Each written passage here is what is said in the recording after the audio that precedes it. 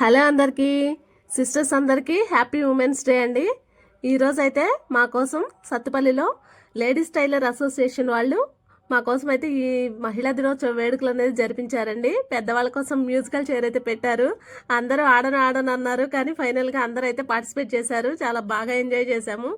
తర్వాత ఈ గేమ్ వచ్చేసి చూడండి, ఇలాగా కాయిన్స్ అనేది 2 చీపురు పుల్లలతో హ్యాండిల్ చేసి వాటిని తీసి పక్కన బ్లౌజ్ పీస్ మీద అనేది పెట్టాలట. సరదా గారు కనిపెట్టారు అప్పటికప్పుడు ఈ గేము. అసలు ఎంత కష్టమైపోయిందండి. అందరం చాలా అంటే చాలా తక్కువ పెట్టగలిగాము. అందరూ ఈరోజు అయితే ఒక ఫంక్షన్ లాగా వీడియోస్ ఫొటోస్ దిగడమే సరిపోయింది. నన్నైతే డ్యాన్స్ వేయమని గొడవ చేశారు. సో నాకు వచ్చిన 4 స్టెప్పులు అయితే వేసేసాను. గోదావరి గట్టు సాంగ్ అందరం బాగా అంటే బాగా వేసామని మెచ్చుకున్నారు. కానీ నాకు వచ్చిన 4 స్టెప్పులు అయితే అతి కష్టం మీద ఎలాగలాగా అక్కడ ప్రజెంట్ చేసేసాను.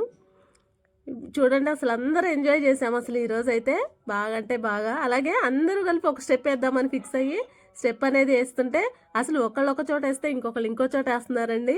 ఊరిక నవ్వుకోవడమే సరిపోయింది. మేమందరం సరదాగా అయితే ఈరోజు గడిపేసామండి.